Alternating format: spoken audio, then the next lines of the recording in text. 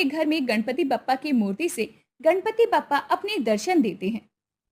रामू, मैं ही तुम्हारा विघ्नेश हूँ, जो 10 दिन तुम्हारे साथ रहा। तुमने मेरी बहुत सेवा की है।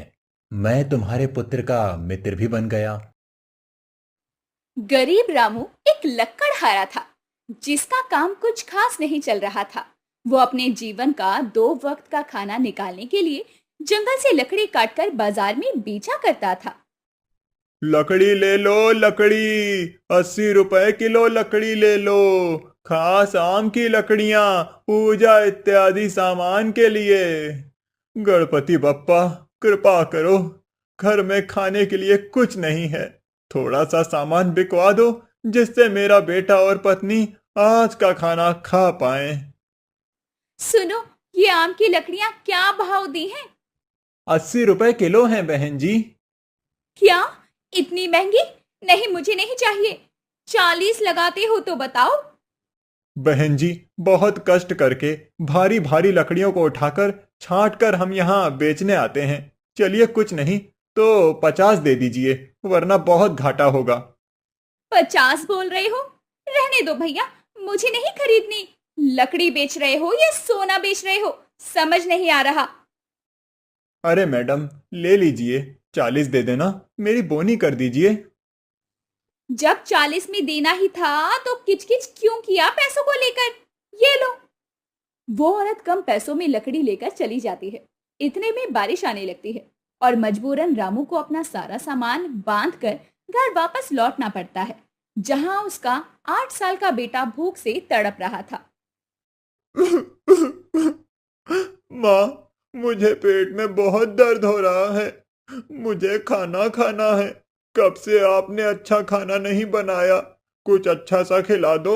आप तो रोटी अचार दे देते थे, कल सुबह के बाद आपने वो भी नहीं दिया। खाना दो माँ, खाना दो ना। बेटा, मुझे तो समझ में नहीं आ रहा। रुक जा, तेरे पापा आएंगे तो देखते हैं कि क्या करना है। लो, तेरे पापा आ गए। सुनिए जी, आप कुछ पैसों का इंतजाम करके लाए हैं ना? देखिए ना, हमारा बेटा भूख से तड़प रहा है। मुझे अपनी चिंता नहीं है, लेकिन अखिल की तो है। मैं खुद परेशान हूँ सुनीता। रोज मेहनत करके उम्मीद से बाजार जाता हूँ, उम्मीद से लकड़ी काटता हूँ, लेकिन कभी कोई खरीदार ही नहीं आता। खरीदार आता है तो दाम कम करवाने लगता है। 80 रुपए का सामान भी अभी आधे रेट में देकर आया हूँ आज। और जैसे ही ग्राहकों का इंतजार करता तो बारिश हो गई। कुछ लकड़ियां तो भीग गई होंगी। बस जल्दी से विघ्नहर्ता हमारे विघ्न हर लें, तभी सब कुछ ठीक होगा। ये लो, 40 रुपए ही ला पाया आज। कुछ ले आओ और हम सबको खिला दो। जी, अभी लाई। सुनीता दुकान से दाल चावल लाकर बना देती है और अपने पति बेटे को खिला देती है, जिससे उन्हें थोड़ा संतोष मिलता है। यही अनाज वो अगले दोनों टाइम भी थोड़ा थोड़ा खाकर चला लेते हैं। लेकिन अगले दिन वो बहुत ज्यादा भूखे रहते हैं और ना ही रामू की लकड़ियां बिकती है। शाम को सुनीता और रामू गणपति बप्पा की आरती करते हैं।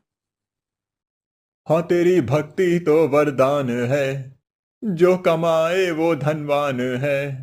बिन किनारे की कश्ती है वो, देवा तुझसे जो अनजान है। यूं तो मूषक सवारी तेरी, सब पे है पहरेदारी तेरी। पाप की आंधियां लाखों हो, कभी ज्योति ना हारी तेरी। देवा श्री गणेश आ, देवा श्री गणेश आ, देवा श्री गणेश आ, देवा श्री गणेश आ। गणपति बप्पा मोरया। माफ कीजिएगा, आपको लड्डू क्या भोग लगाने के लिए हमारे पास अन्न नहीं है। गणपति बप्पा, हमारे कष्टों को हर लीजिए। आप तो सुख करता दुख हरता हैं। माँ, आप चिंता मत करो, गणपति बप्पा सब कुछ ठीक कर देंगे। मैं उनको अपना दोस्त बनाऊंगा। एक दोस्त की बात तो सुनेंगे ना वो? अभी वो हमारे दोस्त नहीं हैं, इसीलिए वो हमारी बात नहीं सुनते। हाँ मेरे बेटे, तू उन्हें अपना दोस्त बना। बेचारा बेटा भी समझौता करके पानी पी के ही अपने माता पिता के साथ सो जाता है। तभी रामू के सपने में गणपति बप्पा दर्शन देते हैं। रामू, तुम कितनी कठिनाइयों में हो, ये मैं भली भांति जानता हूँ। पर देखना, इस आने वाली गणेश चतुर्थी पर मैं तुम्हारे घर मेहमान बनकर आने वाला हूँ। मेरी सेवा करो, देखना तुम्हारे सारे कष्ट खत्म हो जाएंगे। सच में प्रभु, आप चिंता मत कीजिए। मैं आपकी बहुत सेवा करूंगा और आपकी स्थापना करूंगा। कुछ ही देर में सुबह हो जाती है और सुबह सुबह रामू अपनी पत्नी से गणपति जी की स्थापना करने को कहता है। ये आप कैसी बातें कर रहे हैं? मैं जानती हूँ आपका गणपति बप्पा में ज्यादा ही विश्वास है, लेकिन उनको भोग लगाने के लिए 10 दिन तक हमारे पास कोई अनाज नहीं है और मूर्ति भी तो महंगी आती है। कोई बात नहीं सुनीता, चाहे कोई भी दरवाजा बंद क्यों ना हो जाए, मैं उनकी स्थापना भी करूंगा और उनका ख्याल भी रखूंगा, क्योंकि वो हमारे कष्टों को खत्म करने वाले हैं।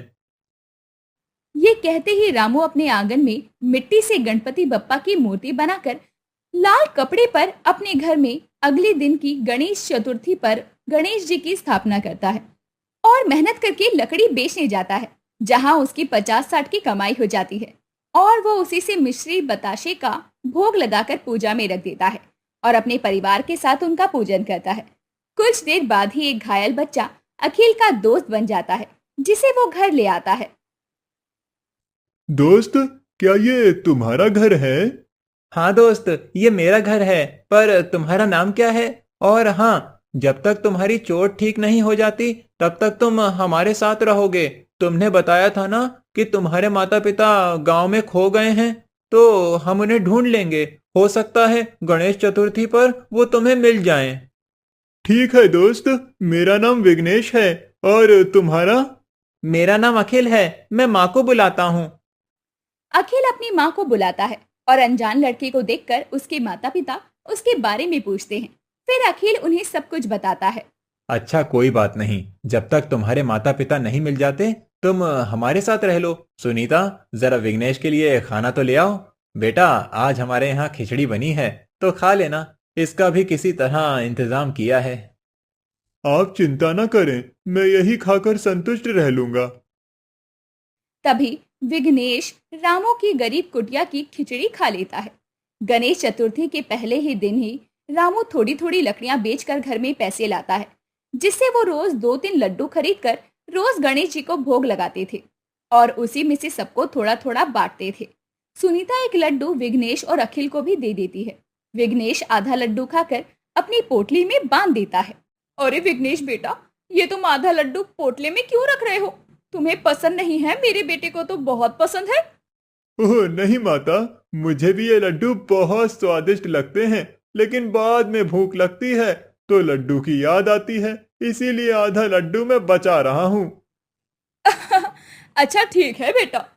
चलो विघ्नेश, हम खेलने चलते हैं। अखिल और विघ्नेश बहुत अच्छे दोस्त बन जाते हैं और एक दूसरे के साथ खेलते हैं। वहीं सुनीता और रामू को भी विघ्नेश के साथ बहुत अच्छा लगता है। ऐसे ही गणेश चतुर्थी के 9 दिन गुजर जाते हैं और हर रोज विघ्नेश अपनी पोटली में आधा लड्डू खाकर आधा बचाकर रख लिया करता। फिर गणेश चतुर्थी के दिन सब एक साथ बैठकर पूजा करते हैं। गणपति बप्पा मोरया, मंगल मूर्ति मोरया। अगले बरस तो फिर से आना। 1 2 3 4। गणपति बप्पा की जय जयकार। विघ्नेश बेटा, तुम भी जयकारा लगाओ। ये सुनकर विघ्नेश मंद मंद मुस्कुराता है। कुछ देर बाद रामू का परिवार अपने घर के गमले में ही पानी डालकर उनका विसर्जन कर देता है। इसी बीच रामू का ध्यान विघ्नेश पर से हट जाता है और वो उसे बहुत देर तक ढूंढते हैं, पर वो नहीं मिलता। मम्मी पापा, अभी तो मेरे साथ विघ्नेश यहाँ था, वो कहाँ चला गया? मेरा दोस्त कहाँ है? पता नहीं कहाँ चला गया, अभी तो हमारे साथ था। सुनिए जी, आपने देखा है क्या? नहीं, मैं भी तो उसे ढूंढ रहा हूँ, लेकिन वो मुझे कहीं नहीं मिला। एक लगाव सा हो गया था हमें अपने विघ्नेश से। हो सकता है वो अपने माता पिता के पास वापस चला गया हो। घर के अंदर आकर सब विघ्नेश को याद कर रहे थे। तभी रामू की नजर उस लड्डू की पोटली पर जाती है, जिसे वो खोलता है तो उसमें सोने के लड्डू पाता है। अरे, ये तो विघ्नेश की पोटली है, जिसमें वो अपना आधा लड्डू बचा कर रखता था। पर ये सोने के लड्डू में कैसे बदल गए? मुझे तो कुछ अजीब मालूम होता है जी, कहीं ये गणपति बप्पा का इशारा तो नहीं। तभी उनके घर में गणपति बप्पा की मूर्ति से गणपति बप्पा अपने दर्शन देते हैं। रामू, मैं ही तुम्हारा विघ्नेश हूँ, जो 10 दिन तुम्हारे साथ रहा। तुमने मेरी बहुत सेवा की है।